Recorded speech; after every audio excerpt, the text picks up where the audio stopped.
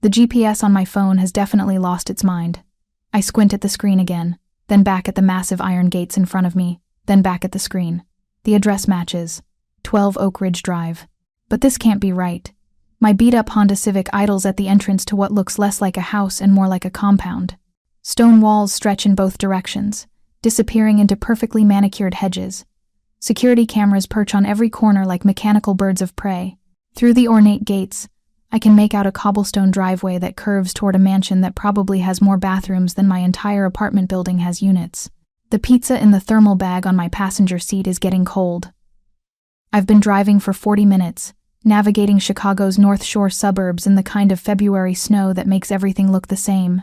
White on white on white. My tires are bald. My heater works when it feels like it. And I'm officially 20 minutes late for a delivery that's probably going to cost me my job. I roll down my window, instantly regretting it as frigid air slaps my face, and press the call button on the intercom mounted to a stone pillar. Nothing happens. I press it again, holding it longer this time. Static crackles through the speaker, then silence. Great. Perfect. Exactly what I need on a Friday night when I'm already $300 short on rent, and my daughter Emma's school pictures are due next week. If you're enjoying this story so far, don't forget to hit the like button and subscribe. Drop a comment telling me where in the world you're watching from. I love hearing from you. I'm about to give up, about to call Mario's Pizza and tell them I tried, when the gates simply swing open. No voice through the intercom, no confirmation, just the smooth, silent movement of metal and the unspoken invitation to enter. Every instinct I have screams that this is wrong, that I should throw the car in reverse and get out of here. But $300 short on rent means I need every delivery tip I can get. And rich people in mansions like this? They tip well. At least, that's what I tell myself as I ease my car through the gates. The driveway is longer than my street back home. Trees line both sides, their bare branches reaching toward each other overhead like skeletal fingers. Snow falls harder now, fat flakes that stick to my windshield faster than my ancient wipers can clear them. The mansion grows larger as I approach, all stone and dark windows and architectural details that probably have fancy names I've never learned. There are other cars here, expensive ones, a black Mercedes, a silver Audi, something low and sleek that might be a Maserati. They're parked in a semicircle in front of the main entrance, and I feel suddenly, acutely aware of my Civic's missing hubcap and the duct tape holding my side mirror in place. I park at the far end of the driveway, grab the pizza, and hurry toward the front door. My sneakers, which have a hole in the left sole I've been meaning to replace for 6 months, sink into snow that immediately soaks through to my sock. The cold bites at my ankles where my jeans don't quite meet my shoes. My coat, bought secondhand 3 years ago, does almost nothing against the wind. The front door is massive, solid wood carved with intricate patterns that probably mean something to people who understand art and history. There's a doorbell, modern and out of place against the old-world craftsmanship. I press it once. I can hear it chiming inside, deep and melodious, like church bells. I wait. Snow collects on my shoulders. My fingers, already numb, grip the thermal bag tighter. I'm starting to think nobody's home, that maybe this was some kind of prank order, when the door opens, and I forget how to breathe. The man standing in the doorway is not what I expected. Not that I had specific expectations for someone ordering pizza to a mansion, but if I had, this wouldn't be it. He's tall, maybe 6'2", with dark hair that's perfectly styled in that way that looks effortless but probably isn't. He's wearing a black button-down shirt, sleeves rolled to his elbows, revealing forearms that are all muscle and ink tattoos that snake up from his wrists and disappear under the fabric. But it's his face that makes my stomach flip. Sharp jawline, high cheekbones, eyes so dark they're almost black, and currently fixed on me with an intensity that makes me feel like I'm being assessed, catalogued, and judged all in the space of a heartbeat. He's probably in his mid-30s, and he's the kind of handsome that belongs on movie screens, not opening doors for pizza delivery drivers. Hi, I have a delivery for this address. I manage, my voice coming out smaller than I intended. 2 large pizzas, 1 pepperoni, 1, perfect timing. His voice is deep, smooth, with just a hint of something I can't place. Not quite an accent, but something that suggests he wasn't born in the Midwest. Come in. I blink. I'm sorry, what? Come in, he repeats, stepping back and gesturing into the house. It's not a request. It's not even really an invitation. It's a statement of fact, delivered with the casual authority of someone used to being obeyed. Oh, that's okay. I hold out the thermal bag. I just need payment and I said, come in. His eyes haven't left mine, and there's something in his gaze now. Not anger exactly, but something that makes my heart kick up in my chest. It's freezing. You look half frozen already. Come inside while I get your money. He disappears into the house before I can argue, leaving the door wide open. I stand on the threshold, torn between the safety of staying outside and the very real possibility that I'm about to lose feeling in my toes. Also, he said he needed to get my money, which means the transaction isn't complete, which means I can't leave yet anyway. I step inside and immediately wish I hadn't. The entrance hall is bigger than my entire apartment. Marble floors reflect light from a chandelier that hangs at least 20 feet overhead, all crystal and gold that probably costs more than my annual salary. The walls are painted a deep charcoal gray, an artwork I don't recognize but assume is expensive lines them in perfect symmetry. But it's not the wealth that makes my skin prickle. It's the silence, the weight of it. This house doesn't feel lived in despite its perfect cleanliness. It feels like a museum, or a mausoleum. Preparing and narrating this type of story took us long efforts and hard work. So if you are enjoying the story, please consider subscribing to our channel. Close the door. You're letting the heat out. The voice comes from deeper in the house. I step fully inside and push the door closed, the sound of it clicking shut unnaturally loud. I follow the direction of his voice, my wet sneakers squeaking on the marble. The hallway opens into what I assume is a living room, though it's bigger than most people's entire houses. Leather furniture arranged around a fireplace that's currently roaring with real flames. More artwork. Floor-to-ceiling windows that probably offer a stunning view in daylight but now just reflect the room back at itself in dark glass. The man is standing at a bar cart near the far wall, pouring amber liquid from a crystal decanter into a glass.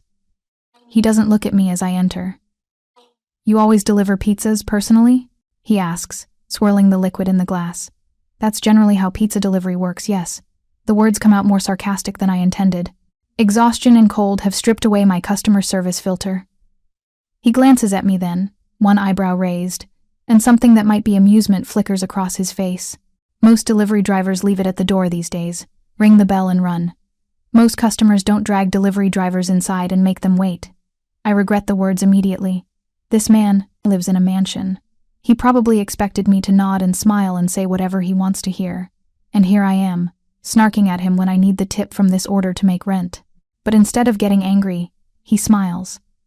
It's a small thing, barely a curve of his lips, but it transforms his face from intimidating to something else entirely. Something that makes my pulse jump in a way that has nothing to do with fear. Fair point. He takes a sip of his drink, still watching me. What's your name? What? Maya. I shift the thermal bag from one hand to the other. Look, if you could just pay for the pizzas, I have other deliveries waiting and… You don't have other deliveries. I freeze. Excuse me? You don't have other deliveries, he repeats calmly. It's 9:45 on a Friday night. You've been on the clock for 6 hours. This is your last delivery of the shift. You're going home after this to your daughter, Emma, 7 years old, Strawberry Street Elementary School. The thermal bag slips from my numb fingers and hits the floor. All the air leaves the room. My heart hammers against my ribs so hard I can hear it in my ears. How does he know Emma's name? How does he know where she goes to school? Who are you? My voice comes out as barely a whisper. He sets down his glass and moves toward me, and every muscle in my body screams at me to run. But I'm frozen, locked in place by shock, and a terror so complete it roots me to the marble floor. He stops a few feet away, his hands loose at his sides, his expression unreadable. My name is Dante Moretti, and we need to talk about the mistake you just made. Mistake? The word barely makes it past my lips. I don't understand. I just delivered pizza to the address on the order. Dante tilts his head slightly, studying me with those dark, unreadable eyes. And what address was on the order? 12 Oak Ridge Drive. My hands are shaking now. I clasp them together to make it stop. This address. Interesting. He moves, back to the bar cart, picks up his glass, takes another slow sip. Like we're having a casual conversation. Like he didn't just reveal he knows intimate details about my life and my daughter. Because I didn't order any pizza. The floor seems to tilt beneath me. But the order came through. The address, the payment information, everything was in our system. I'm sure it was. He gestures to the thermal bag on the floor. May I? I nod, not trusting my voice. He picks it up, unzips it, and pulls out the 2 pizza boxes. He opens the first one. Pepperoni. Opens the second. Supreme with extra olives. He stares at them for a long moment, then looks back at me. Someone ordered these pizzas to be delivered here.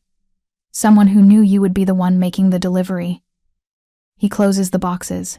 Someone who wanted you to come to this address tonight. My stomach drops. That's impossible. The delivery assignments are random. We don't know which orders we're getting until we clock in and… Your manager, Mario. Dante sets the boxes on a nearby table. He's been in my pocket for 3 months. Owes me $40,000 in gambling debts. I told him the debt was forgiven if he did me one favor. He pauses. Making sure you got this delivery was that favor. The room spins. Mario. Sweet, jovial Mario, who always made sure I got the good shifts, who let me leave early when Emma was sick, who I thought was just being kind. He set me up. He sent me here deliberately. Why? I managed to ask. Why would you? I don't even know you. We've never met. What could you possibly want with me? Not with you, Dante corrects. With someone who works at Mario's Pizza. He pulls his phone from his pocket, taps the screen a few times, then turns it to face me. It's a photograph, slightly grainy, taken from what looks like a security camera. The image shows the interior of Mario's Pizza, the counter, the register, and behind it, a man in his 20s with sandy brown hair and a nervous expression. My coworker, Jason. Jason Martinez, Dante says, watching my face. 26 years old, works 3 nights a week at Mario's, and in his spare time, he couriers drugs for the Volkov family. I stare at the photo. Jason. Quiet, awkward Jason, who always offered to take my late-night deliveries because he said he didn't mind the cold. Jason, who I've worked with for 8 months and never suspected of anything more criminal than occasionally eating toppings straight from the prep station. The Volkovs have been moving product through seemingly legitimate businesses for years, Dante continues, pocketing his phone. Pizza delivery is perfect. Late-night runs, cash transactions, multiple addresses. Jason's been running fentanyl and cocaine, disguised as pizza deliveries every Thursday and Friday night for the past 6 months. I shake my head, trying to process. Even if that's true, what does it have to do with me? Thursday night, February 9th. Do you remember that delivery? I search my memory. Thursday was 3 days ago. I worked a double shift because rent was due and Emma needed new winter boots. I worked Thursday. I made maybe 20 deliveries. I don't remember specific. Apartment complex on Halsted Street. Building B, Unit 412. You knocked. Nobody answered. You left it at the door per the instructions. The memory surfaces slowly. I do remember that one, actually, because the building was sketchy, and the hallway smelled like mold, and the door to Unit 412 had looked like someone had tried to kick it in at some point. I remember, I whisper. That delivery was supposed to go to Jason, but he called in sick that night, so the order got reassigned to you. Dante's expression hardens. Inside that pizza box was $50,000 worth of fentanyl. You delivered it to an undercover DEA agent. The world stops. DEA. Federal agents. Drugs. $50,000. No. I back up a step. No, I didn't. I had no idea what was in that box. I just delivered a pizza. I just did my job. I know. His voice is softer now, but somehow that's worse. You're not involved in any of this. You're just a single mother working 3 jobs, trying to keep your head above water. You're invisible. Background noise. Nobody important. The words should hurt, but they're true. That's exactly what I've worked so hard to become. Invisible. Ever since I left Emma's father 2 years ago and moved us across the country to start over. But the Volkovs don't know that, Dante continues. All they know is that their product got intercepted. Their courier is now in federal custody, and the last person to touch that delivery before the DEA got it was you. Ice floods my veins. They think I'm involved. They think you're either a snitch or working with a rival organization. He finishes his drink and sets the glass down with a soft click. Either way, you're a loose end, and the Volkovs don't leave loose ends. I can't breathe, can't think. This can't be happening. I delivered pizzas. That's all I did. I'm a nobody. I'm supposed to be invisible. My daughter. The words rip out of me. Emma. They know about Emma. Yes. That single word nearly drops me to my knees. Dante moves then, closing the distance between us. He doesn't touch me, but his presence is overwhelming, solid and certain in a world that's suddenly spinning out of control. Listen to me carefully, Maya. His voice is low, commanding. The Volkovs put a target on your back 3 days ago. They've been watching you, following you, learning your patterns, your routines, where you work, where you live, where your daughter goes to school. He pauses. They were planning to move tonight. That's why I had you brought here. I look up at him and pieces start falling into place. You knew they were coming for me. I've had people watching the Volkovs for weeks. When I learned they were targeting a delivery driver, I looked into you. Maya Chen, 32 years old, moved to Chicago from Seattle 2 years ago, works at Mario's Pizza, Jim's Coffee House, and does data entry from home. Single mother, no family in the area, no support system. His jaw tightens. You're the perfect victim, isolated, vulnerable. Nobody would look too hard if you disappeared. The casual way he says it makes my stomach turn. Why do you care? If I'm nobody, if I'm just collateral damage in some drug war, why would you bother saving me? For the first time, something shifts in his expression, something almost human beneath the cold calculation. Because you don't belong in this world, he says quietly, and because I can. Before I can respond, a door opens somewhere deeper in the house. Footsteps approach, measured and confident. A man appears in the doorway, older than Dante, maybe 50, wearing a suit despite the late hour. His eyes sweep over me with professional assessment before landing on Dante. Boss, we've got movement. 3 vehicles just past the south perimeter. Volkov's men. Dante doesn't even blink. How many? At least 8. Maybe more in the trailing vehicle. They're armed. Lock it down. Nobody gets through the gate. Deploy Team 2 to the east side, Team 3 to the west. I want eyes on every approach. Dante's voice is completely calm, like he's ordering coffee instead of preparing for an armed assault. And get the safe room ready. The man nods and disappears. Dante turns back to me, and I'm frozen in place, my mind struggling to catch up with what I just heard. Armed men. Outside. Coming here. For me. Come with me. He's already moving, expecting me to follow. I don't move. Can't move. My daughter. Where's my daughter? He stops, looks back. Emma is safe. I had people collect her from your neighbor Mrs. Patterson's apartment 90 minutes ago. She thinks she's on a special adventure. She's in the East Wing with my housekeeper Maria. There, watching cartoons and eating cookies. The relief is so intense it makes my knees weak. You took my daughter? I protected your daughter, he corrects. The Volkovs were planning to grab her first. Use her to force you to cooperate. I got to her first. He took Emma. He went into my neighbor's apartment and took my 7-year-old daughter without asking me, without telling me. The fury that rises up is almost enough to override the fear. Almost. You had no right. I had every right. His voice cuts through mine like a blade.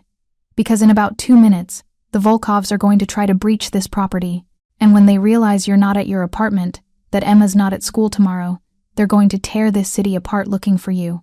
So yes, Maya, I took your daughter. I brought her somewhere safe, and now I'm giving you a choice. He steps closer, and I can see details now. The ink on his forearms isn't random, it's intricate, deliberate. Symbols and script that probably mean something in a world I don't understand. There's a scar along his jawline, barely visible, and his eyes, those dark, unreadable eyes, are focused on me with an intensity that makes it hard to breathe. You can leave, he says. Walk out that door, take your daughter, disappear into the night, try to outrun men who have unlimited resources and no conscience. Or you can stay.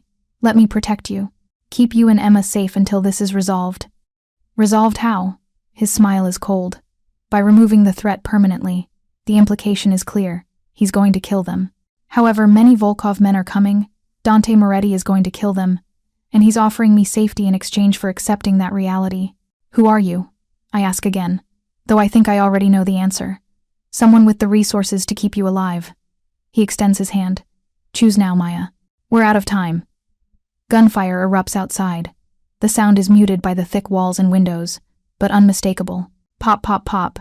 Rapid, professional, then answering fire, deeper and slower. Dante doesn't flinch. Last chance. I think about Emma. About her smile, her laugh, the way she falls asleep with her stuffed rabbit clutched to her chest. I think about the life I've built for us. Small and humble but ours. And I think about men with guns who see us as loose ends to be eliminated. I take his hand. His fingers close around mine, warm and solid, and he pulls me toward the hallway. Stay close. Do exactly what I say. We move through the house at a pace that's quick but controlled. The gunfire outside continues, sporadic now. Someone's shouting. Dante doesn't slow down. If you're hooked on this story, make sure to subscribe and turn on notifications so you never miss an upload. Your support means everything and helps me bring you more emotional stories like this one. We pass through a kitchen that's all stainless steel and marble, then through a door I hadn't noticed before. Behind it is a staircase leading down. The walls here are different concrete reinforced with steel beams. This isn't just a basement, it's a bunker. At the bottom of the stairs is a heavy door with a biometric scanner. Dante presses his palm against it, and the door unlocks with a heavy mechanical thunk. The room beyond is larger than I expected. Not luxury, pure function. Monitors line one wall, showing security camera feeds from every angle of the property. I can see armed men in tactical gear positioned around the perimeter. I can see 3 vehicles stopped at the gate, doors open, figures in dark clothing exchanging fire with Dante's people. And in the corner of the room, on a plush sofa that seems wildly out of place, is Emma. "Mommy!" She launches herself at me, and I catch her, pulling her close, breathing in the scent of her strawberry shampoo. She's warm and solid and safe, and the tears I've been holding back finally spill over. "I'm here, baby. I'm here." I pull back to look at her, checking, for any sign of fear or trauma. "Are you okay? Did anyone hurt you?" "No. Maria made me hot chocolate with extra marshmallows, and we watched Moana. And she said we're having a sleepover adventure." Emma's eyes are bright with excitement, not fear. She has no idea what's happening outside. Maria, a woman in her 60s with kind eyes and salt and pepper hair pulled back in a bun, gives me an apologetic smile. "I'm sorry for the deception, but Mr. Moretti insisted it had to seem like a treat, not a threat. I want to be angry. I want to rage at all of them for involving my daughter in this nightmare. But Emma is safe. That's all that matters. The east perimeter is secure, boss." The older man from before appears on one of the monitors, speaking into a radio. 3 hostiles down. The others are retreating. Dante moves to the monitors, his expression unreadable as he watches his people repel the attack. "Casualties?" Martinez took one in the vest. "He's fine. No serious injuries on our side." "Good. Let them retreat. I want to know where they go." I settle Emma back on the sofa, and Maria immediately produces a blanket and more hot chocolate. My daughter is completely oblivious to the violence happening above us, and I want to keep it that way. Dante turns from the monitors to look at me. "We need to talk. Maria, can you keep Emma entertained?" "Of course." Maria is already sitting beside Emma, pulling out a tablet. "How about we watch another movie?" I follow Dante to the far corner of the room, out of Emma's earshot. My legs are shaking. The adrenaline is starting to crash, leaving me hollow and unsteady. "What happens now?" I ask. "Now we wait." He crosses his arms, leaning against the concrete wall. "The Volkovs came here with a small team. A test. They wanted to see my response, gauge my interest in protecting you. Now they know." "Know what?" "That you're under my protection. That touching you means going to war with me." His expression hardens. "They'll take tonight to regroup, assess their losses, decide if you're worth the cost. And if they decide I am, then we have a bigger problem." He runs a hand through his hair, and I notice his knuckles are scarred. Old injuries, healed but not forgotten. The Volkovs are one of 3 major families operating in Chicago. My organization has maintained a careful balance with them for years. Going to war over you could destabilize everything. "Then let me go," I say quickly. "Emma and I can disappear, leave Chicago, change our names. You said it yourself, I'm nobody important. I'm not worth starting a war over. You think they'll let you disappear?" His laugh is bitter. "The moment you step outside my protection, you're dead. They have people everywhere, airports, bus stations, even the highways. You wouldn't make it out of Illinois. So what, I'm just supposed to stay here? Forever? Until the threat is neutralized." He pushes off the wall, moving closer. "I have people working on it. The Volkov's operation is larger than just Chicago. If I can prove they're vulnerable, show my associates that protecting you doesn't make me weak, then maybe we can negotiate your safety. And if you can't," his jaw tightens, "then I go to war." The casualness with which he says it terrifies me. Why? Why would you risk everything for someone you don't even know? For a long moment he doesn't answer. He just looks at me. and something in his expression softens almost imperceptibly. Because 5 years ago, I failed to protect someone who mattered. His voice is quiet, raw in a way that makes my chest ache. I had the resources, the power, the men, but I was too slow, too careful, too concerned about maintaining balance and avoiding conflict, and she died because of it. The pain in his eyes is so profound it makes me want to look away, but I can't. I won't make that mistake again, he continues. Not for you. Not for your daughter. I don't care what it costs. Before I can respond, the older man appears at the bottom of the stairs. Boss, we've got a situation. Dante's entire demeanor shifts instantly, cold professionalism sliding back into place like armor. What kind of situation? The Volkovs didn't retreat, they regrouped. They're calling in reinforcements. We've got at least 20 vehicles moving toward this location. And he hesitates. They're not being subtle about it. Police scanners are going crazy. They're coming with everything they have. Dante's expression goes deadly calm. They want a war. Activate Protocol 7. Get everyone to defensive positions. Call in our own reinforcements. And get Victor on the line. Now. The man nods and disappears back up the stairs. I feel like I'm going to be sick. 20 vehicles. Armed men. All because I delivered a pizza to the wrong address. Maya. Dante grips my shoulders, forcing me to look at him. Listen to me. Emma is safe down here. This room is reinforced. Nothing short of a missile is getting through these walls. Maria will stay with her. You have my word, no harm will come to your daughter. What about you?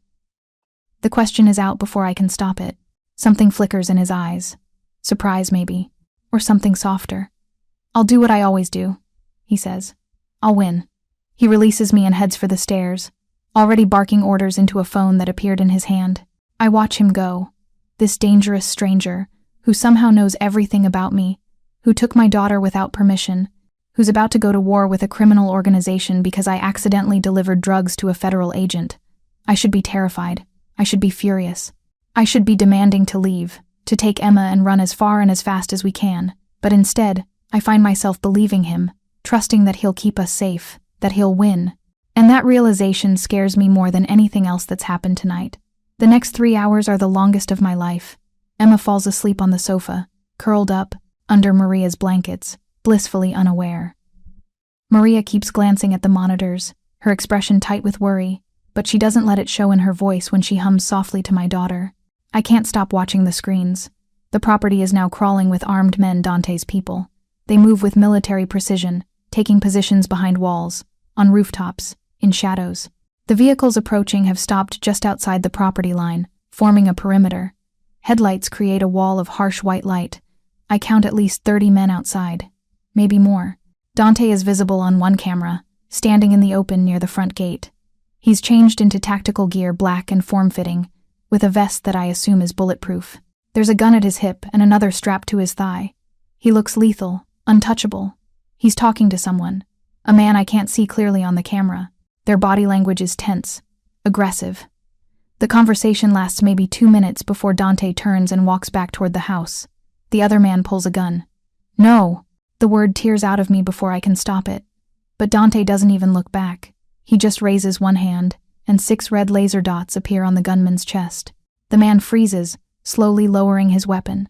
Dante disappears from the camera's view. He's fine, Maria says softly beside me. Mr. Moretti always knows what he's doing. How long have you worked for him? I ask, my voice shaking. 15 years. Since he was 22 and just taking over his father's business. She smiles sadly. He's a good man, despite what people think. Despite what he's had to do to survive in this world. What happened 5 years ago? He mentioned someone he failed to protect. Maria's expression goes dark. That's his story to tell. But I will say this, it changed him. Made him harder, more ruthless, but also more careful about who he brings into his life. She looks at me meaningfully. The fact that he's protecting you and your daughter means something. Before I can ask what she means, Dante appears at the bottom of the stairs. His expression is grim. They're not backing down, he says without preamble. Victor Volkov himself is outside. He's demanding I hand you over. My blood turns to ice. And if you don't? Full-scale war, right here, right now. He looks at the monitors, at the forces assembled outside. I have 50 men, he has 30, but more are coming. By dawn, he could have 200. Then give me to them. I stand, even though my legs are shaking. I'm not worth this. My daughter needs her mother, and she doesn't need her mother to be the reason dozens of people die. You think he'll let you live? Dante's voice is sharp. The moment I hand you over, you're dead.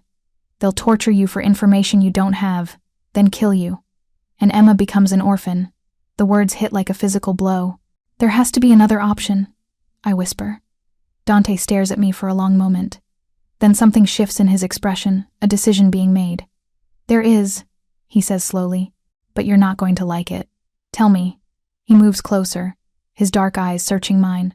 Victor is old school, traditional. He believes in certain codes, certain rules that men like us follow. He pauses. If I claim you as mine, truly mine, not just under my protection, he has to respect that. It's an insult to touch another man's woman. It could unite the other families against him. I process his words slowly. You mean, what? Pretend we're together? Not pretend. His voice is low, serious. For this to work, it has to be real, or at least appear so convincing that no one questions it. You would move in here, with Emma. We would be seen together. You would be introduced to the families as my partner. That's insane. That's survival. He doesn't look away. I know I'm asking a lot. I know you have no reason to trust me. But this is the only way to keep you alive without spilling blood that doesn't need to be spilled. I want to argue, want to find another option. But looking at the monitors, at the armed men outside, at my sleeping daughter, I realize he's right. How long? I ask. How long would I have to do this? Until the threat passes. Until Victor finds a bigger problem to worry about. Until you're no longer valuable as a target. He runs a hand through his hair. Could be weeks, could be months. And what happens to my life? My jobs? My apartment? Your jobs will be taken care of. I'll compensate you for lost income. Your apartment will be maintained. And when this is over, if you want to go back to that life, you can. His expression softens. But Maya, you need to understand something. Once you enter my world, even temporarily, you can never fully leave it. People will know your face, know your connection to me. That changes things. He's right. I know he's right. But what choice do I have? I look at Emma, still sleeping peacefully, her chest rising and falling with each breath. She's everything, my whole world. And if staying alive means playing pretend with a mafia boss, then that's what I'll do. Okay, I whisper. I'll do it. Dante's entire body seems to relax, though his expression remains carefully controlled. You're sure? No, but I don't see another option. I meet his eyes. But if you hurt Emma, if you put her in danger, I won't. He steps closer, and I can smell his cologne now, something woodsy and expensive. You have my word. Emma will be protected as if she were my own daughter. No harm will come to her while she's under my roof. The intensity in his voice makes me believe him. I need to go handle Victor, he says. Make this official. Maria will help you and Emma get settled. There's a guest suite on the second floor, it's yours now. Tomorrow, we'll figure out the details. Get Emma enrolled in a new school with better security. Get you anything you need. He's already moving toward the stairs when I call out, Dante? He pauses, looks back. Thank you, I say, for protecting us, even if your methods are unorthodox. A ghost of a smile touches his lips. Welcome to my world, Maya. Unorthodox is the best you can hope for. Then he's gone, leaving me alone with Maria and Emma, and the weight of the choice I just made. I've just agreed to pretend to be the girlfriend of a mafia boss. What could possibly go wrong? I don't sleep. How could I? My daughter is asleep in a bedroom that's bigger than our entire apartment, in a mansion owned by a man who casually orders tactical responses to armed assaults. The sheets are Egyptian cotton. The walls are reinforced concrete disguised as elegant plaster. And somewhere in this house, Dante Moretti is negotiating with a Russian mobster over whether or not I get to keep breathing. Maria showed us to the guest suite around midnight. Guest suite is a laughably inadequate description. It's more like a luxury apartment master bedroom with an attached bathroom that has both a soaking tub and a rainfall shower, a sitting area with a fireplace, and a smaller adjoining bedroom that Maria quickly converted into a space for Emma. Mr. Moretti had children's furniture delivered while you were downstairs, Maria explained, gesturing to the twin bed with a princess canopy, the bookshelf already stocked with age-appropriate books, the toy chest in the corner. He wasn't sure what Emma would like, so he ordered. Well, a bit of everything. A bit of everything turned out to be an understatement. There were dolls, art supplies, building blocks, stuffed animals, and a collection of puzzles that would keep a 7-year-old occupied for months. Emma's eyes had gone wide with wonder before exhaustion finally claimed her. Now it's 3 a.m, and I'm standing at the window, looking out at the snow-covered grounds. The vehicles are gone.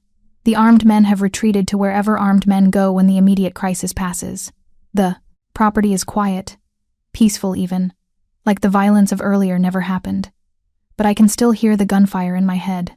A soft knock on the door makes me jump. "Come in," I call quietly, not wanting to wake Emma. Dante enters, and I'm struck by how different he looks. The tactical gear is gone, replaced by dark slacks and a black Henley. His hair is damp, like he just showered. There's a fresh bandage on his left forearm that wasn't there before. "You're hurt," I say before I can stop myself. He glances at his arm dismissively. "Graze, nothing serious." He moves further into the room, his eyes scanning the space as if checking for threats even here, in his own house. "I wanted to make sure you and Emma were settled. We're fine. The room is. It's more than fine. It's excessive. You're under my protection now. That comes with certain standards." He stops a few feet away, maintaining distance. Victor has agreed to back off. For now. Relief floods through me so intensely I have to grip the window frame to stay steady. "He believed you? About us being together?" He's suspicious, but he's also practical. Starting a war over one woman isn't worth the cost, especially when that woman is claimed by someone with my resources. Dante's expression is unreadable. "But Maya, you need to understand this only works if we're convincing. Victor will be watching, so will the other families. Any sign that this is a deception, and the protection disappears." What does convincing mean? It means we need to be seen together. Public appearances. You'll attend events with me, family dinners, business meetings when appropriate. He pauses. It means acting like a couple in front of people who are very good at spotting lies. My stomach clenches. I'm not a good actress. You don't have to be. Just be yourself. Let people see that you're important to me. The rest will follow.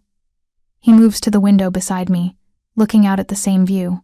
"I know this isn't what you wanted. This life, this world. I know you're here because you have no choice. You're right. I don't have a choice." I turn to face him. "But I need you to understand something too. I'll play this role. I'll do whatever it takes to keep Emma safe. But the moment the threat passes, we're gone. We go back to our lives, and you go back to yours." Something flickers in his eyes. Disappointment? Respect? It's gone before I can identify it. "Understood," he says simply. We stand in silence for a moment, the only sound the distant hum of the house's heating system and Emma's soft breathing from the other room. "You said earlier that you failed to protect someone 5 years ago." I venture carefully. "What happened?" His jaw tightens. "That's not a conversation for tonight.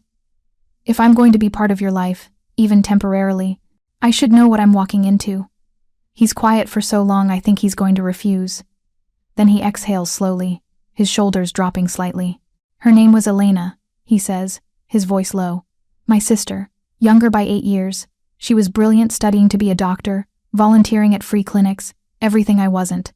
She wanted nothing to do with the family business. She wanted clean hands." The pain in his voice is raw, unfiltered. The Bratva Russian Mafia decided that the best way to hurt me was to take her. They grabbed her on her way home from the hospital where she worked. Sent me a ransom demand, but it wasn't really about money. It was about humiliation. About showing that I couldn't protect my own family. "What did you do?" "Everything wrong." His hands curl into fists. "I tried to negotiate. Followed their rules. Played by their codes. I thought if I was careful, if I was strategic, I could get her back without bloodshed." His voice drops to barely a whisper. "They sent her back to me in pieces." Horror washes over me.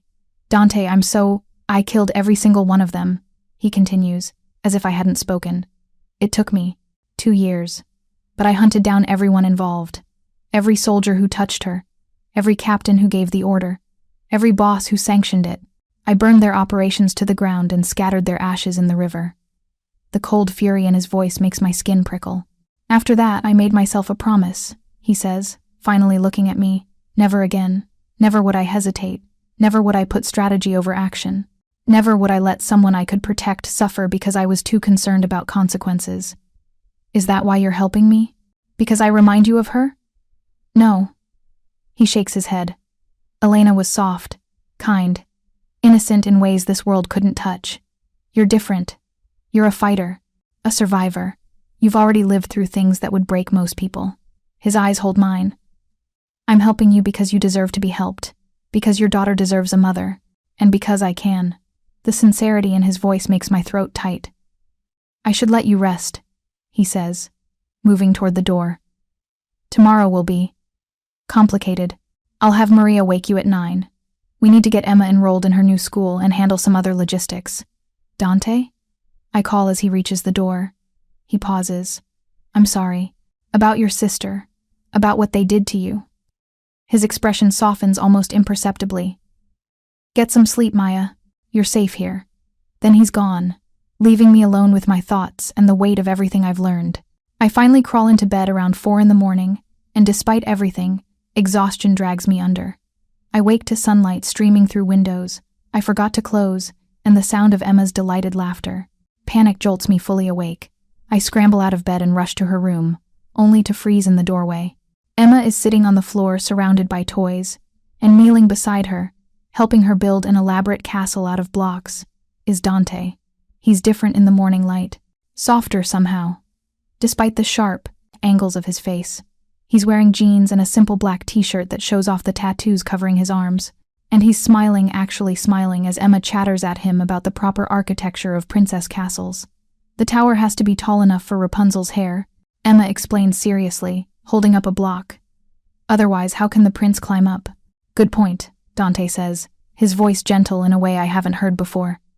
What if we add a balcony here? Give Rapunzel somewhere to look out from. Yes? Emma claps her hands. You're good at this. He glances up then and sees me in the doorway. Something in his expression shifts wariness, replacing the softness. Morning, he says. Emma was awake, and I heard her talking to herself. Thought I'd check in. Mommy! Emma jumps up and runs to me. Dante is helping me build a castle, and he said we're going to see a new school today and that they have a library bigger than our whole apartment. I catch Dante's eye over Emma's head. He gives a small shrug, as if to say she was excited. What was I supposed to do? That sounds wonderful, baby. I smooth Emma's hair, still trying to process the image of this dangerous man playing blocks with my daughter. Why don't you get dressed? Maria left some clothes for you in the closet. Emma dashes off, her energy boundless despite the late night. I move into the room and sit on the edge of the bed. Dante stays on the floor, idly straightening the blocks Emma scattered. You're good with her, I say quietly. I had practice. Elena used to babysit for one of our cousins. I'd help sometimes. His voice is carefully neutral. Kids are easy. They're honest. They say what they mean. Unlike adults. Unlike adults, he agrees. A comfortable silence settles between us, broken only by Emma singing to herself in the bedroom. About today, Dante says, standing and brushing off his jeans. The school is called Riverside Academy. It's private, expensive, and has security that rivals most government buildings. Emma will be safe there. I can't afford private school tuition. You're not paying. I am. He holds up a hand before I can protest. Consider it part of your protection. Emma's safety is your safety. And before you argue, know that I've already paid the tuition for the full year. I want to be angry at his high-handedness, but I'm too tired and too grateful. What else? We need to go shopping. Get you some clothes appropriate for the events you'll need to attend with me. There's a charity gala next week, perfect opportunity to make our relationship public. I have clothes. You have work clothes. Practical clothes. His eyes sweep over my threadbare t-shirt and sweatpants, my pajamas. You need cocktail dresses, evening gowns, designer brands that make a statement. I don't belong in that world. You do now. It's not cruel, just matter of fact. I know it's a lot. But Maya, perception is everything in my world. If you look like you belong at my side, people will treat you like you belong. If you look out of place, they'll see you as a weakness. He's right, and I hate that he's right. Fine, I say. Fine. But I'm not wearing anything that requires Spanx or high heels I can't run in. A smile tugs at his lips. Deal. Riverside Academy is everything Dante promised and more. The building looks like a small castle, complete with turrets and ivy-covered walls. The grounds are immaculate, with playgrounds that look like they belong in a theme park, and security guards discreetly positioned at every entrance. The headmistress, Mrs. Blackwell, greets us in her office with the kind of deference that tells me she knows exactly who Dante is and what he's capable of. "Mr. Moretti, what a pleasure." She shakes his hand, then mine.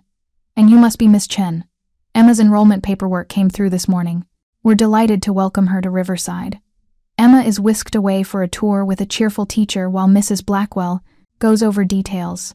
The curriculum is impressive: small class sizes, individualized attention, art and music programs that my public school could only dream of. "Emma will be safe here," Mrs. Blackwell assures me, though her eyes flick to Dante as she says it. "We have strict protocols for pickup and drop-off. No one gets through our gates without proper clearance. Because apparently my 7-year-old needs the kind of security usually reserved for diplomats' children." We're in the car heading to the shopping district when Dante's phone rings. He glances at the screen, and his expression hardens. "I need to take this," he says, answering. "Victor." Even from the passenger seat, I can hear the accented voice on the other end, though I can't make out the words. Dante's responses are clipped, controlled. "Tomorrow night, yes, the Montclair. She'll be there." "Understood."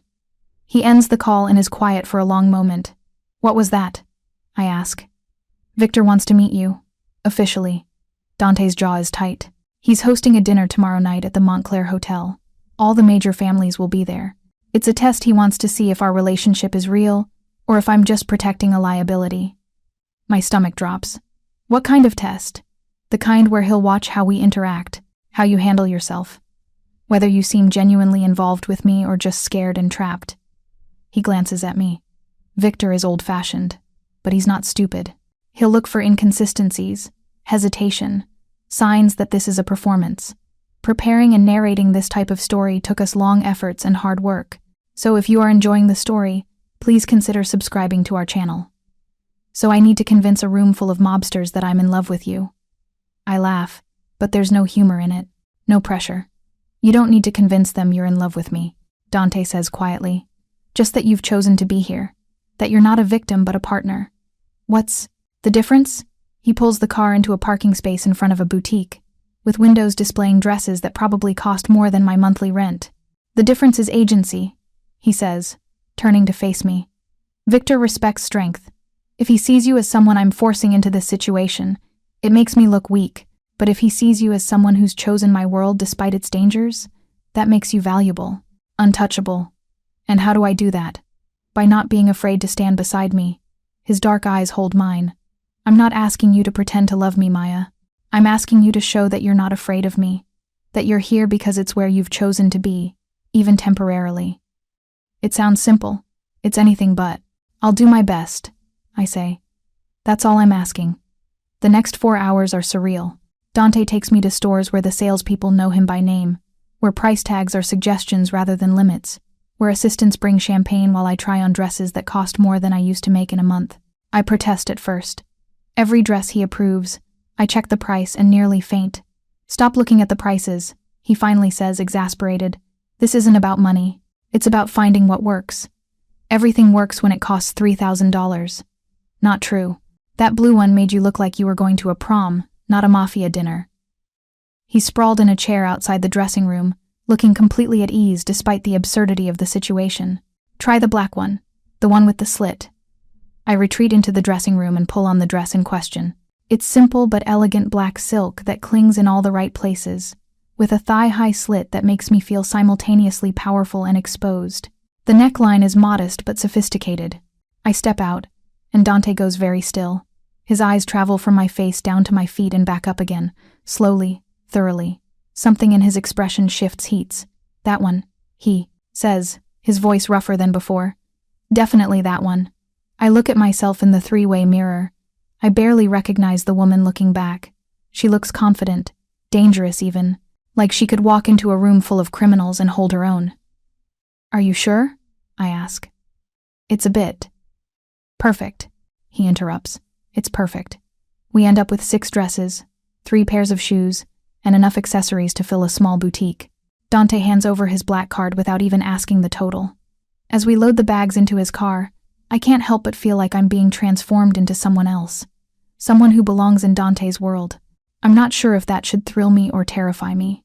That night, after Emma is asleep and the house is quiet, I find myself unable to settle.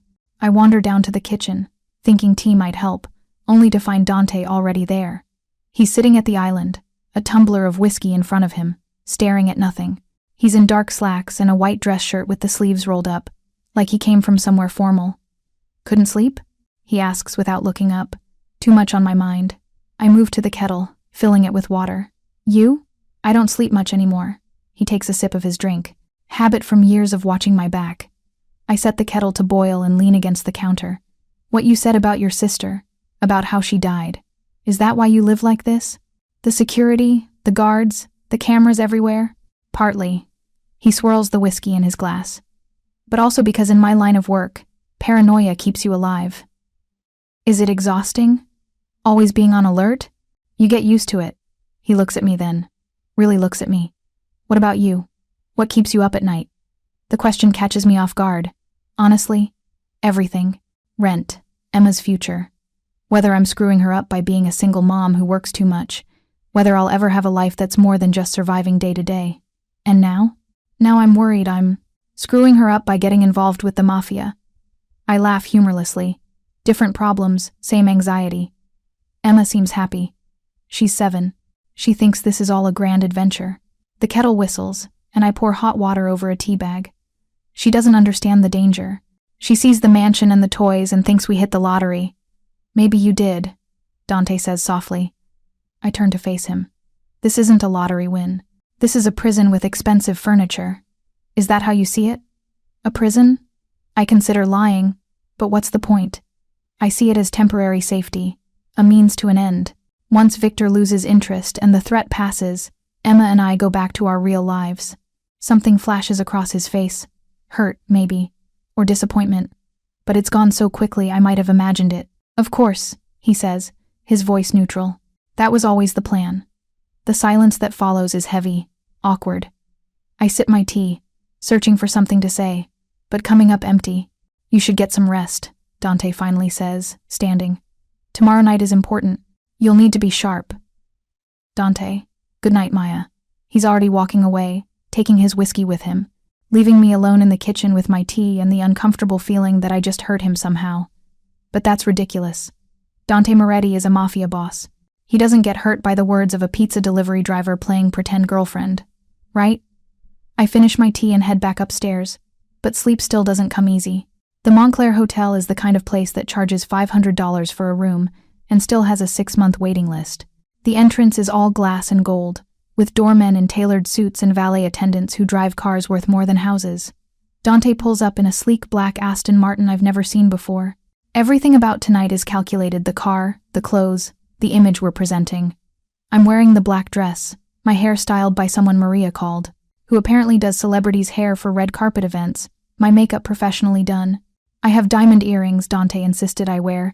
They're insured, just don't lose them, and heels high enough to make me question my life choices. Dante looks devastating in a tailored charcoal suit that probably costs more than my first car. His hair is perfectly styled, his jaw clean-shaven, and when he comes around to open my door, extending his hand, I feel like I'm in a movie. "Remember," he says quietly as I take his hand. "You're not afraid. You chose this. You belong here." I nod, trying to channel that confident woman I saw in the mirror yesterday. The moment we enter the hotel, eyes turn. Conversations pause. People notice. Dante keeps his hand on the small of my back as we're escorted to a private dining room on the top floor. The touch is possessive, protective, and surprisingly comforting. The dining room is stunning floor-to-ceiling windows overlooking the Chicago skyline, crystal chandeliers, a table set for 20 with more silverware than I know what to do with. And at the head of the table, watching us enter with sharp, calculating eyes, is a man who can only be Victor Volkov. He's older than I expected, maybe 60, with steel gray hair, and a face that's all hard angles and old scars. He's wearing a suit that probably costs as much as a small car, and his eyes are the coldest blue I've ever seen. "Dante," Victor says, his accent thick. "So good of you to join us." "Victor," Dante's voice is carefully neutral. "Thank you for the invitation." Victor's eyes slide to me, and I feel like I'm being dissected. And this must be the famous Maya Chen. The woman worth risking so much for. Every muscle in my body wants to step back, to hide behind Dante. But I remember his words, "You're not afraid." So I meet Victor's eyes and smile. "Mr. Volkov, Dante speaks highly of you." Something flickers in Victor's expression, surprise maybe, that I'm not cowering. "Does he now?" Victor gestures to the seats near him. "Please, sit. We have much to discuss." As we move to our seats, I catch sight of the other guests. Men in expensive suits, women dripping with jewelry, every single one of them watching us with varying degrees of curiosity and suspicion. I'm about to have dinner with the most dangerous people in Chicago, and somehow, I need to convince them all that I belong here. This should be interesting. Dinner is a masterclass in subtle psychological warfare. Every course is presented with elaborate fanfare, seared scallops, truffle risotto, Wagyu beef that melts on the tongue, but I can barely taste any of it. I'm too focused on maintaining the illusion, too aware of every eye in the room tracking my movements, analyzing every interaction between Dante and me. Victor sits at the head of the table like a king holding court, directing conversation with the ease of someone who's spent decades commanding rooms full of dangerous men. To his left is a man introduced as Alexei, his second-in-command younger, maybe 40, with dead eyes that never seem to blink. To his right is a woman named Irina, Victor's wife, who wears her diamonds like armor and watches me with the focused intensity of a hawk eyeing prey. Dante sits beside me, close enough that our shoulders occasionally brush. His hand finds mine under the table at one point, his thumb tracing small circles on my palm. The gesture appears casual, intimate, but I can feel the tension in his grip. He's as on edge as I am, just better at hiding it. "So, Maya," Victor says during the third course, his voice cutting through the ambient conversation. "Dante tells me you are a working woman. Pizza delivery, yes?" The table goes quiet. Every head turns toward me. This is it, the test. Do I shrink from my humble origins, or do I own them? "That's right," I say, keeping my voice steady. "Among other things, I also work at a coffee shop and do data entry from home. 3 jobs. Victor's eyebrows rise. "Impressive work ethic. Though I wonder why work so hard when you could simply..." He gestures vaguely. "Ask for help?" It's a trap. If I say I'm proud and independent, I'm rejecting Dante's wealth and protection. If I say I'm grateful for his help, I look like a gold digger. "I've always believed in earning what I have," I say carefully. "My daughter deserves to see that example. But I'm also smart enough to accept help when it's genuine and offered freely." I glance at Dante. "Some things are worth more than money." Dante's hand tightens around mine, approval, maybe, or relief. Victor studies me for a long moment, then nods slowly. "A practical woman. I respect this." He raises his glass. "To practical women who know their worth." The table echoes the toast, and I exhale quietly. First test passed. But Victor isn't done. "Tell me, Maya," he continues, setting down his glass. "What do you think of our world? Dante's world?" His smile doesn't reach his eyes. "It must be very different from delivering pizzas." "It's definitely different," I admit. "But every world has its rules, its hierarchies, its codes of conduct. In the service industry, you learn quickly who has power and who doesn't, who keeps their word and who lies." I meet his gaze directly. The stakes are just higher here. Across the table, Irina laughs, a sharp, delighted sound. She has teeth, this one. I like her. Victor's expression remains neutral, but something shifts in his eyes. Reassessment. The conversation moves on to business territories, shipments, something about port access that I don't fully understand. I notice that Dante contributes sparingly. His response is measured and strategic. He's letting Victor control the narrative, but not conceding any actual ground. It's fascinating, in a terrifying way. These men are negotiating what might be millions of dollars in illegal enterprise over braised short ribs and vintage wine, and they're doing it with the same casual politeness most people reserve for discussing the weather. "If you'll excuse me," I say during a lull in conversation, "I need to find the restroom." Dante's eyes flash with concern, but he can't very well escort me to the bathroom without looking overprotective. "Of course, it's down the hall to the left." As I stand, Irina rises as well. "I'll show you. These old hotels, they can be confusing." Great. I'm about to be alone with a Russian mob wife who probably has more kills to her name than most soldiers. We walk in silence down the elegant hallway, our heels clicking on marble floors. The bathroom is ridiculously luxurious, all marble and gold fixtures and fresh flowers in crystal vases. Irina checks the stalls, confirms we're alone, then leans against the counter and pulls out a cigarette. She lights it despite the no smoking signs, blowing smoke toward the ventilation grate. "You're not what I expected," she says finally. "What did you expect? Someone scared. Someone clinging to Dante like a life raft." She studies me through the smoke. "But you sit at that table like you've earned your seat. Like you belong there." "I'm terrified," I admit. "I'm just good at hiding it." Irina laughs. "And it's genuine this time." "Good. Fear keeps you sharp. It's the ones who aren't afraid who die first." She takes another drag. "Victor thinks Dante is protecting you to save face. To prove he's not weak after what happened with his sister." My stomach clenches. "And what do you think?" "I think Dante Moretti doesn't do anything without reason. And I think you're either very lucky or very smart to have caught his attention." She drops the cigarette in the sink, running water over it. Word of advice. From one woman to another, men like Victor, like Dante, they live in a world of violence and betrayal. They're surrounded by people who want something from them. So when they find someone who doesn't want anything except to be left alone, she meets my eyes. They hold on. Tight. I'm not trying to hold on to anything. I'm just trying to keep my daughter safe. And that's exactly why he's protecting you. Irina moves toward the door, then pauses. "Be careful, Maya. The life you've stepped into, it doesn't let go easily. Even when you think you're free, it finds ways to pull you back." She leaves, and I'm alone with my reflection in the gold-framed mirror. The woman looking back at me is unrecognizable, polished, put together, playing a role she never auditioned for. I wonder how long I can keep this up before the mask cracks. By the time I return to the table, the main course has been cleared and dessert is being served. Dante's eyes find mine immediately, questioning. I give a subtle nod. I'm fine. The conversation has shifted to lighter topics. Someone is telling a story about a failed business venture that apparently resulted in a warehouse fire and an insurance payout that definitely wasn't suspicious at all. The table laughs, and I force myself to smile along. Dante's hand finds mine again under the table. This time, his grip is gentler, more reassuring than possessive. "You did well tonight," he murmurs, low enough that only I can hear. "It's not over yet. The hard part is..." But he's wrong. As coffee is being served, Victor stands, tapping his glass with a knife to get everyone's attention.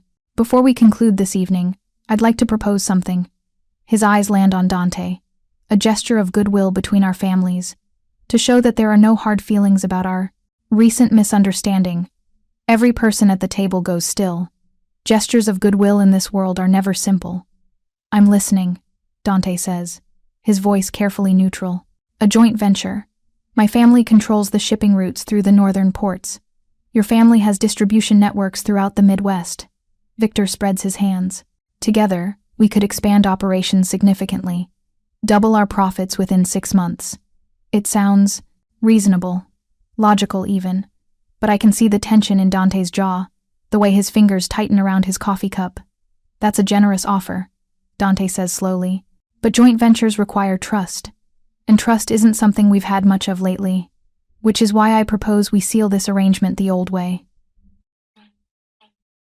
Victor's smile is cold, with family ties.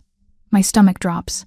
My nephew, Alexei's son Mikhail, good boy, 28, Harvard educated, is looking to settle down, and Maya has mentioned she values hard work and earning one's place.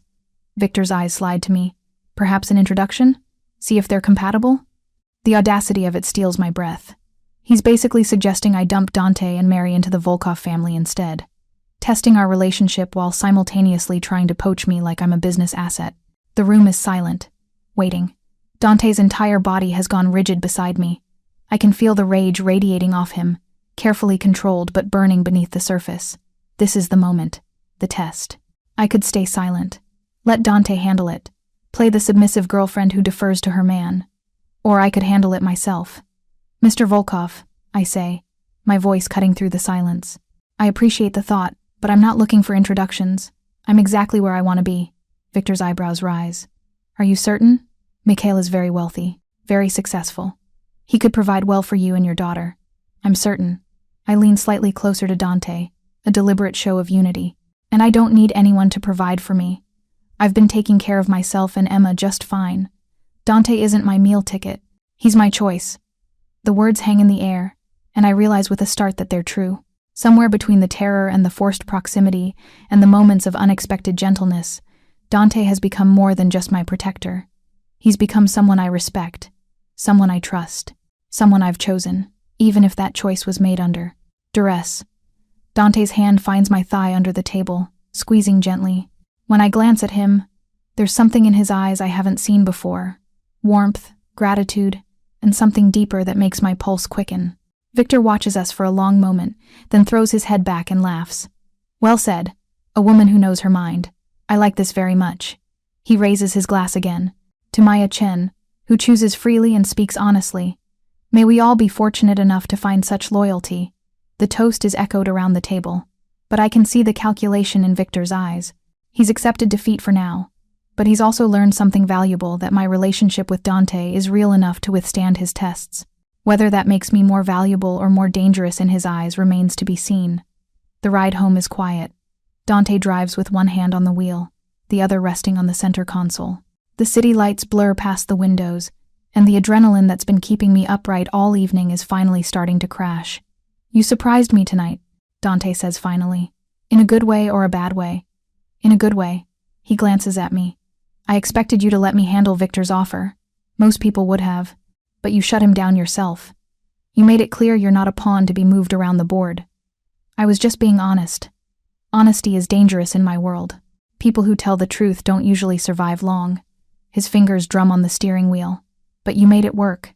Victor respects you now. That's not easy to earn. Does that mean the threat is over? That we can stop pretending?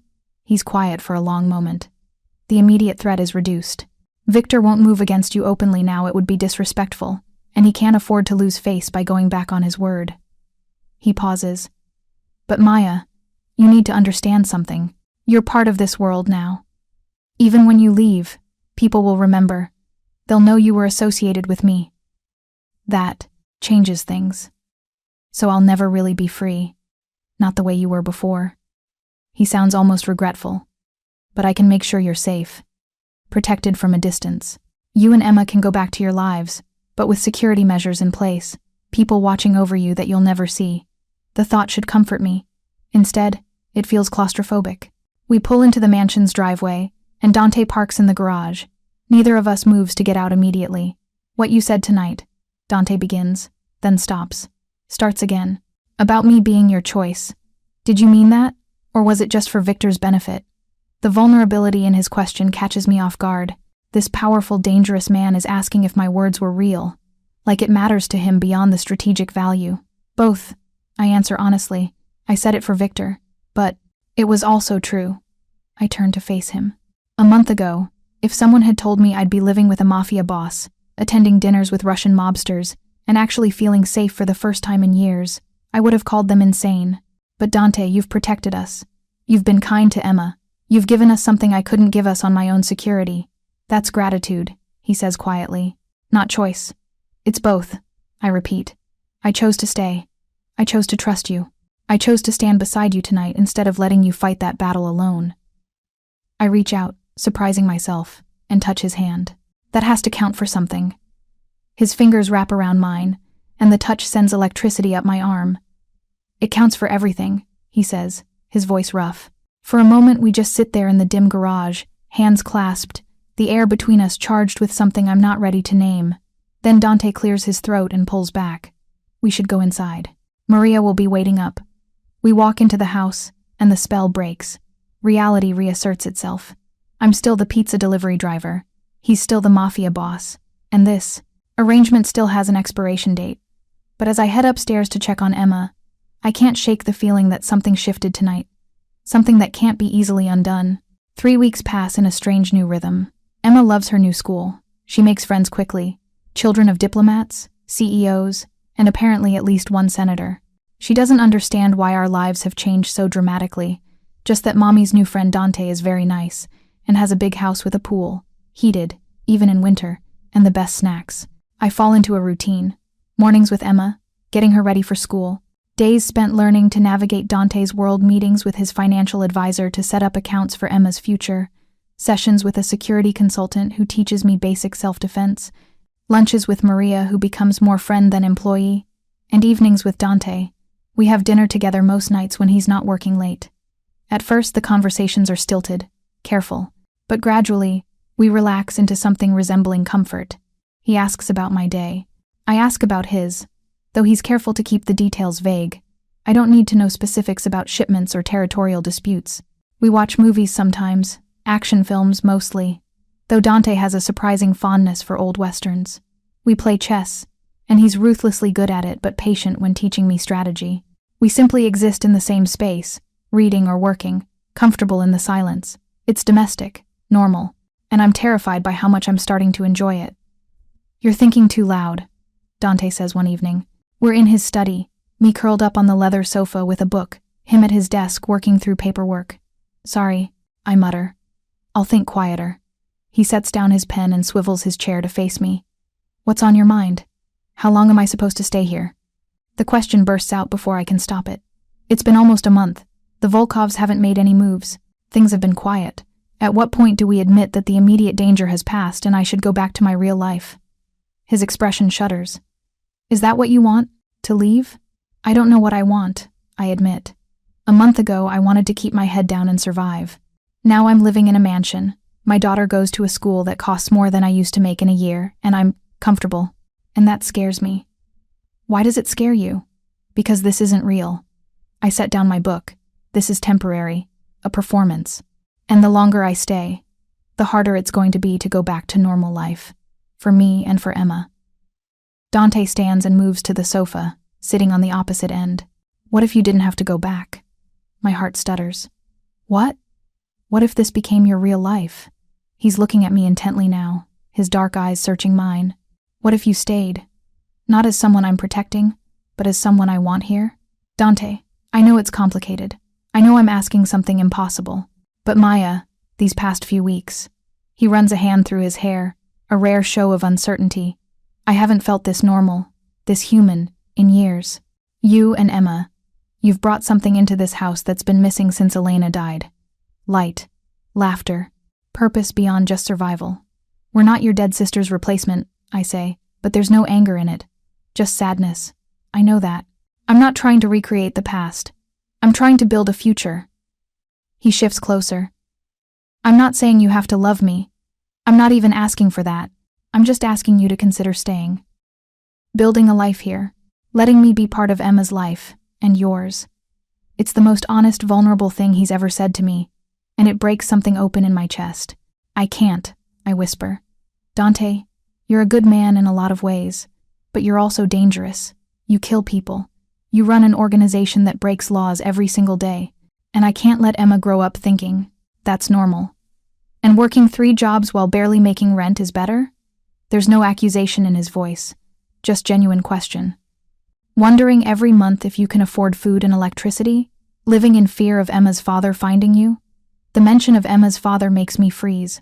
How did you— I know everything about you, Maya. Remember?" His expression softens.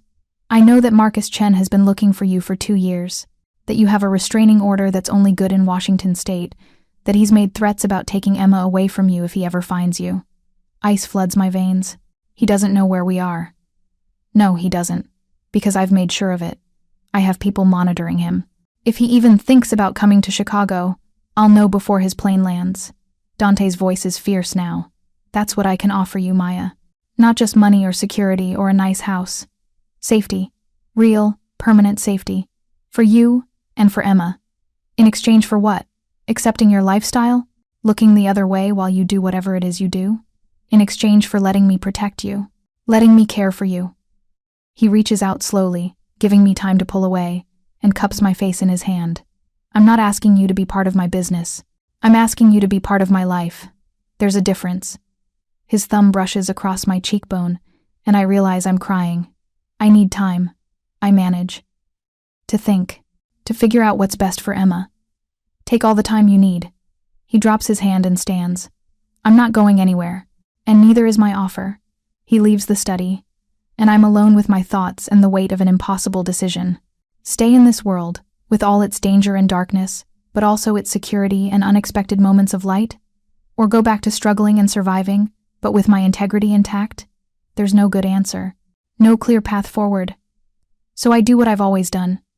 I think about Emma, what she needs, what will give her the best chance at a good life. And I realize, with sinking certainty, that the answer might not be what I want it to be. 2 days later, everything changes. I'm in the kitchen, making lunch when Dante's phone rings. I can tell immediately that something's wrong by the way his entire body goes rigid, by the way his voice drops to that dangerous, controlled tone. When? He asks. Pause. How many? Another pause. Mobilize everyone. I want full lockdown, now. He ends the call and looks at me, and the expression on his face makes my blood run cold. What happened? Marcus is in Chicago. The room tilts. What? Emma's father. He's been making inquiries, asking questions at your old workplace, showing your picture around the neighborhood. Dante's already moving, already shifting into tactical mode. He knows you're in the city. He doesn't know where yet, but he's looking. How did he find us? Does it matter? Dante pulls out his phone again, typing rapidly. What matters is keeping Emma safe. I'm doubling security at her school. No one picks her up except Maria or me, and you don't leave this property without armed escort. My mind is racing. Marcus, here, looking for us. The man who said he'd kill me before he let another man raise his daughter. The man whose control and rage had driven me across the country in the middle of the night. I need to get Emma, I say, already heading for the door. I need to. Dante catches my arm. Emma is safe. She's at school, surrounded by security. Marcus doesn't know where she is, but if you panic and run there, you might lead him straight to her. He's right. I know he's right. But every instinct is screaming at me to get to my daughter. Trust me, Dante says, his eyes boring into mine. I've got people on him. He's being followed right now. I'll know his location at all times. And I promise you, Maya, he will never get close to Emma. You can't promise that. Yes, I can. Because Marcus Chen is a civilian. An abusive ex. With some anger issues and a sense of entitlement. But he's not trained. He's not connected. And he's certainly not stupid enough to go up against me. Dante's voice is cold steel. If he tries to take Emma, he won't leave Chicago alive. The certainty in his voice should horrify me. Instead, it's the only thing keeping me from falling apart. What do? We wait. We watch. And when the time is right, we handle this permanently. Handle it how? Dante doesn't answer directly. How do you want this resolved, Maya? Honestly, I think about Marcus. About the bruises he gave me that I hid under long sleeves. About the night he grabbed Emma by the arm hard enough to leave fingerprints and I knew we had to run. About 2 years of looking over my shoulder, jumping at shadows, living in fear. I want him gone, I whisper. I want him to never be able to hurt us again. Then that's what will happen. You're talking about killing him. I'm talking about removing a threat. His expression is unreadable. I won't do anything you're not comfortable with. But Maya, men like Marcus, they don't stop. Restraining orders are paper. Distance is temporary. The only way to truly protect Emma is to make sure he can never come after her again. It's a line. A moral boundary I never thought I'd consider crossing. But standing here, thinking about Emma's safety, about the years I've spent running and hiding and barely surviving, do it, I hear myself say. Whatever you need to do, just make sure he can't hurt us anymore. Dante nods once. It's done. The next 48 hours are excruciating. Emma comes home from school, completely unaware that anything is wrong. I hold her tighter than usual, memorizing the feel of her in my arms, the sound of her laughter. Dante's people track Marcus's movements. He's staying at a motel on the south side. He's been to 3 of my old workplaces. He's hired a private investigator. He's determined, focused, getting closer. But he's also being herded, guided. Dante's people are feeding him false information, sending him in circles, buying time. Why not just grab him now? I ask Dante on the second night. Why draw this out? Because I need it to look right, he explains. We're in his study again, security feeds pulled up on multiple screens. If Marcus just disappears, there will be questions. Police will investigate. It'll be messy. He zooms in on one feed showing Marcus leaving his motel. But if he meets with an unfortunate accident, wrong place, wrong time, that's just bad luck. What kind of accident? The kind that happens in bad neighborhoods when someone wanders into gang territory they shouldn't be in. His eyes are cold. Chicago has plenty of those, and plenty of unsolved crimes that police don't look too hard at. It should disgust me. should make me sick to my stomach that I'm complicit in planning someone's death. But all I feel is relief. On the third day, Dante gets a call while we're having breakfast. He listens for a moment, his expression unchanging, then ends the call and looks at me. It's done. Those two words hang in the air between us. Marcus was found in an alley in Englewood this morning. Dante continues, his voice neutral. Apparent victim of a mugging gone wrong. Multiple stab wounds, wallet and phone taken. Police are calling it gang violence. My hands shake around my coffee cup. Is he dead? Yes. Dante reaches across the table and covers my hand with his. I'm sorry it had to happen this way. But Maya, you and Emma are safe now. Truly safe. No more running. No more looking over your shoulder. It's over. I should feel something. Sadness. Maybe. Horror. Guilt. But all I feel is this vast, overwhelming relief.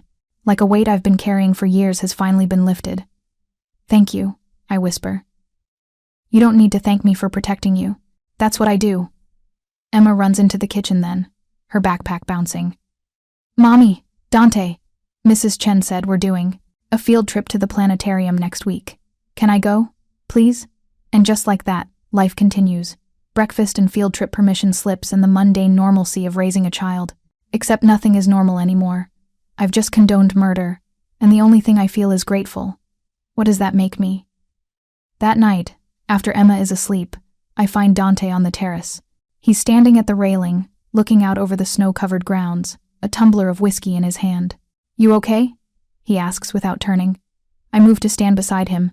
The cold air bites at my face, but it feels cleansing somehow. I don't know. Am I supposed to feel guilty? There's no supposed to. You feel what you feel. I feel relieved, and that makes me a monster. No. He turns to face me fully. That makes you human. Marcus hurt you. He threatened your daughter. You're allowed to be glad he can't do that anymore. I'm also a hypocrite. I said I couldn't let Emma grow up thinking violence was normal, and then I ordered a hit on her father. You protected your daughter from an abusive man. That's not the same as what I do. His expression softens. Maya, I run an organization that moves product, manages territory, and yes, eliminates threats. That's my world. But what happened with Marcus? That was personal. That was about Emma's safety. There's a difference. Is there? Or am I just making excuses? He doesn't answer immediately. Instead, he takes a sip of his whiskey, considering. You asked me once why I do what I do, he finally says. Why I built this empire, why I maintain it through violence when necessary. You want to know the truth? I nod. After Elena died, I could have walked away, sold everything, moved somewhere quiet, lived on the fortune my father left me. But I didn't, because walking away meant letting the men who killed her win. It meant abandoning the people who depend on me for their livelihoods, the hundreds of families connected to my organization. He sets down. His glass. I'm not a good man, Maya. I've done terrible things, but I do them for reasons I can live with. To protect what's mine, to honor my father's legacy, to make sure what happened to Elena never happens to anyone else under my protection. And now Emma and I are under your protection. If you'll have it. Yes. He reaches out, tucking a strand of hair behind my ear. I know you're conflicted. I know you're questioning everything, but I need you to understand something. The offer I made for you to stay, to build a life here, it's still open. In fact, it's more than open. I want it. I want you and Emma here, permanently. My heart hammers against my ribs. Dante, let me finish. His hand cups my cheek. I'm not asking you to marry me. Not yet. I'm not asking for love or grand declarations. I'm asking for a chance. A real chance to see if what we've started here can become something more. Something lasting. This started as a protection arrangement, and it's become more. You know it has. His thumb brushes across my lower lip. Tell me you haven't felt it. The way we fit. The way Emma lights up when I come home. The way you look at me when you think I'm not paying attention. Heat floods my face because he's right. Somewhere along the way, this stopped being about survival and became about something else entirely. What if it doesn't work? I whisper. What if we try this and it falls apart? Then we deal with it like adults. No one gets hurt. You and Emma will always be taken care of regardless. His eyes search mine. But Maya, what if it does work? What if we could actually be happy? I've spent 2 years running. 2 years in survival mode. 2 years protecting Emma and myself from threats real and imagined. But standing here, with Dante looking at me like I'm something precious, I realize I'm tired of running. Maybe it's time to choose something instead of just avoiding everything. Okay, I breathe. Let's try. His smile is brilliant, transforming his face from dangerous to devastating. Yeah? Yeah, but slowly. Emma comes first. Always. Always. He agrees. And then he kisses me. It's nothing like I expected. Not demanding or aggressive, but gentle, questioning. Like he's giving me every opportunity to pull away. I don't pull away. Instead, I lean into him, my hands finding the front of his shirt, and kiss him back with weeks of pent-up tension and fear and reluctant hope. When we finally break apart, we're both breathing hard. So, he says, his forehead resting against mine, does this mean you're staying? I laugh, surprised by the joy bubbling up in my chest. I guess it does. Good, because I was running out of ways to convince you. We stand there on the terrace, wrapped in each other's arms, while snow begins to fall around us. And for the first time in longer than I can remember, I feel safe. Not just physically safe, but emotionally safe. Like I've found a place where I can finally stop running and just exist. It's not perfect. Dante's world is still dangerous. There will still be threats and challenges and moments where I question every choice that led me here. But it's mine. My choice. My future. And that's enough. The kitchen at Riverside Academy is chaos in the best possible way. Mommy, can I add more sprinkles? Emma asks, hovering over a tray of cupcakes with a container of rainbow sprinkles poised to avalanche. Sure, baby, but maybe not the whole container. I catch her hand before she dumps what must be half a cup of sprinkles onto a single cupcake. It's Emma's 8th birthday, and instead of the small, quiet celebration I'd planned back in our old life, she's having a party at her school with her entire class. 20 kids, all hopped up on sugar and excitement, running around the gymnasium decorated with streamers and balloons. It's excessive. It's loud. It's perfect. Mrs. Chen, one of Emma's classmates, a girl named Sophie, tugs on my sleeve. Is it true that your boyfriend is super rich and has a huge mansion? I hide my smile. He's not my boyfriend. Well, yes, he has a nice house. And does he really have bodyguards? Security, yes. Sophie's eyes go wide. That's so cool. Can I come to your house sometime? Before I can answer, a familiar deep voice comes from the doorway. I don't know. Do you like heated pools and movie theaters? Sophie spins around and gasps. Dante is leaning against the doorframe, his expensive suit looking wildly out of place among the construction paper decorations and children's artwork. But his smile is genuine as he looks at Emma. Dante! Emma abandons the cupcakes and runs to him, and he catches her easily, swinging her up despite his suit probably costing more than most people's monthly rent. Happy birthday, Principessa, he says, using the Italian nickname he started calling her. Are you having fun? The best time. We played musical chairs and I won. And then we did relay races and my team came in second. And now we're having cupcakes. She notices the gift bag in his hand. Is that for me? Maybe, if you've been good. I've been so good. Ask Mommy. Dante looks at me over Emma's head, and the warmth in his eyes makes my heart skip. Has she been good? Extremely good, I confirm. Though she did try to convince me that 8 means she's old enough to stay up until midnight. Nice try, Piccola, Dante says, setting Emma down. But rules are rules. Maybe when you're 10. Emma pouts but accepts the gift bag eagerly. Inside is a beautiful hardcover collection of fairy tales, illustrated by an artist whose work probably cost more than my college textbooks combined. Emma hugs the book to her chest like it's treasure. Thank you, I love it. You're welcome. Now go enjoy your party. I need to talk to your mom for a second. Emma scampers back to her friends, already showing off her new book. Dante moves closer to me, and even after 6 months, the sight of him still makes my pulse quicken. How's it going? He asks. Good. Chaotic, but good. I gesture to the controlled mayhem around us. Thank you for arranging all of this. The school, the decorations, the entertainment. It's more than I could have ever given her on my own. She deserves it. You both do. His hand finds the small of my back, a gesture that's become natural over the past months. And speaking of what you deserve, he pulls a small velvet box from his pocket. My heart stops. Dante, relax. It's not what you think. Not yet. He opens the box to reveal a key. Not a house key. Something else. I had something made for you. For us. I take the key, confused. What is this? The new location. For your café. I stare at him. My what? You mentioned a few weeks ago that you used to dream about opening a coffee shop. Somewhere welcoming and warm, where people could actually afford good coffee. His expression is almost shy. I found a location in Lincoln Park. Corner unit, lots of foot traffic, fully equipped kitchen. It's yours if you want it. Tears prick my eyes. Dante, I can't accept this. It's too much. It's not a gift. It's an investment. He closes my fingers around the key. I believe in you, Maya. In your ability to build something beautiful. And I want to be part of that. As a silent partner, not a controlling presence. Your vision, your rules. I just provide the capital. I look at the key, then at Emma laughing with her friends, then back at Dante. 6 months ago, I was delivering pizzas to make rent, jumping at shadows, terrified of being found. Now I'm planning a business. My daughter is thriving.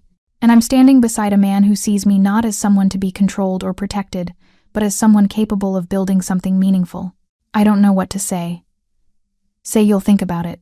That's all I ask.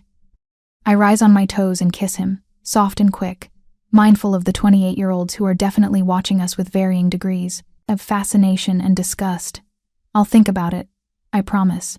But Dante, thank you. For everything. For Emma's party. For the café. For us.